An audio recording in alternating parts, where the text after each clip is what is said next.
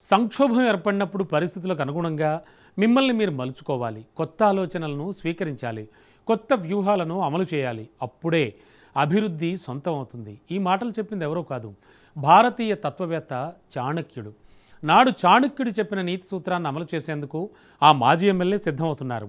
అక్కడ పెద్ద నేతను ఢీకొట్టేందుకు రెడీ అవుతున్నారు. కష్టాల నుంచి గట్టెక్కేందుకు ప్లాన్ చేస్తున్నారు. అందుకే అంతలా బరస్ట్ అయిపోతున్నారు. అసలు ఆయన ఉద్దేశం ఏంటి? పార్టీలో ఉనికి లేదనే రచ్చ చేస్తున్నారా? పిఠాపురంలో రాజకీయం మారుతోందా? Let's watch. రాజకీయాల్లో ఎప్పుడేం జరుగుతుందో ఎవరికీ చెప్పలేరు. ఇవాళ తలెగరేస్తే రేపు తలదించుకోవాల్సిన దుస్థితి రావచ్చు. పిఠాపురం రాజకీయాలు ఇదే విషయాన్ని మరోసారి రుజువు చేస్తున్నాయి. 2023 ఎన్నికల వరకు ఓ వెలిగిన నేత భవిష్యత్ ఏంటన్న దానిపై కింద మీద పడుతున్నాడు. కూటమి రాజకీయాల సంక్లిష్టత, లోపల జరిగే లెక్కలు పిఠాపురం వర్మను సైడ్ చేసేయడానికేనన్న భావనకు ఆయన వచ్చేశారు. రాజకీయంగా తాను ఒంటరయ్యాననే భావనలోకి ఆయన వచ్చేశారు. పిఠాపురం నియోజకవర్గంలో వర్మకి జనసేనకి మధ్య పచ్చగడ్డి వేస్తే భగ్గుమంటుంది. కలిసి పనిచేయడానికి రెండు వర్గాలు అస్సలు ఇష్టపడడం లేదు. నియోజకవర్గంలో ఏర్పాటు చేస్తున్న కార్యక్రమాలలో సీఎం ఫోటో ఏర్పాటు చేయటం లేదని ప్రతిసారి రచ్చ చేస్తున్నారు. దానికి జనసేన నుంచి అంతే రియాక్షన్ వస్తోంది.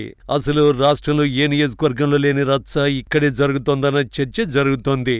దీంతో డిప్యూటీ సీఎం పవన్ కళ్యాణ్ ప్రాతినిధ్యం వహిస్తున్న నియోజకవర్గంలో తరచూ గొడవలతో వైసీపీకి మంచి కంటెంట్ ఇచ్చినట్లవుతోంది. ఇటీవల మాజీ ఎమ్మెల్యే దొరబాబు, వర్మ ఒకరినొకరు కొట్టుకుంటారేమో అనేంత వరకు పరిస్థితి వచ్చింది. అయితే వర్మ ఎందుకంత హైప్ క్రియేట్ చేస్తున్నారనే చర్చ జరుగుతోందట.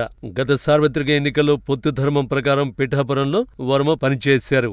ఆ సమయంలో మాజీ ఎమ్మెల్యే దొరబాబు వైసీపీలో ఉన్నారు. ఎన్నికల తర్వాత ఆయన గ్లాస్ పార్టీలో చేరారు. నియోజకవర్గంలో మళ్లీ దొరబాబు డామినేషన్ ఉంటుందని, ఎవరి మీద పోరాటం చేశామో వాళ్లే మళ్లీ నెత్తినెక్కి కూర్చుంటున్నారని అంటున్నారట వర్మ. అలా తాను పని చేయలేనని చెప్పేస్తున్నారట. కాబట్టి తన పార్టీ స్టైల్లో తాను వెళతానని ప్రస్తావిస్తున్నారట.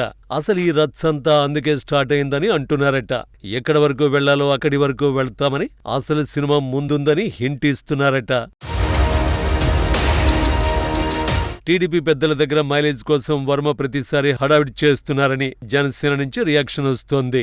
ఆయనకు ప్రయారిటీ ఇచ్చే పరిస్థితులు లేవన్న చర్చ జరుగుతోంది. డిప్యూటీ సీఎం నియోజకవర్గంలో మరో పవర్ పాయింట్ వస్తే మరింత ప్రోటోకాల్ రచ్చ ముదరడం ఖాయం.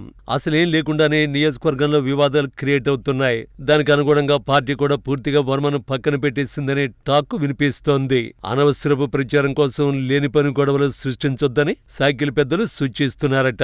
2024 సార్వత్రిక ఎన్నికల్లో వర్మకు సీటు రాని సమయంలో పార్టీ జెండాలు తగలబెట్టి చంద్రబాబు ఫోటోలు ధ్వంసం చేసి అసభ్య పదజాలం మర్చిపోయారా అంటున్నారట.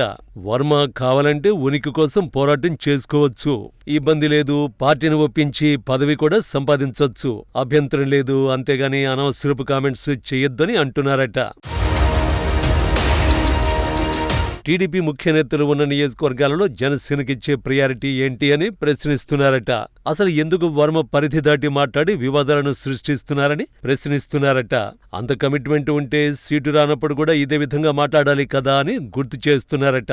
అవసరాలకు తగ్గట్టు మారిపోవడం వర్మ నైజమని జనసేన లీడర్లు చెప్పుకొస్తున్నారు. టీడీపీ మాత్రం సున్నితమైన అంశం కాబట్టి పిఠాపురం వ్యవహారాలకు చెక్ పెట్టే ప్రయత్నంలో ఉందట. మొత్తానికి పిఠాపురం కూటమిలో వర్మ వ్యవహారం పెద్ద రచ్చగా మారింది. ఆయన గుర్తింపు కోసం లేనిపోని రచ్చ చేస్తున్నారని గట్టిగానే కౌంటర్లు ఇస్తున్నారు జన సైనికులు. గతాన్ని గుర్తు చేస్తూ ట్రెండ్ చేస్తున్నారు.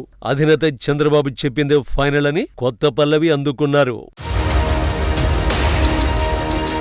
నిజానికి రాజకీయాల్లో ఎప్పుడేం జరుగుతుందో ఊహించడం కష్టం. ఆత్మహత్యలే కాని హత్యలుండవని రాజకీయాల గురించి పదే పదే చెప్పుకుంటుంటాం.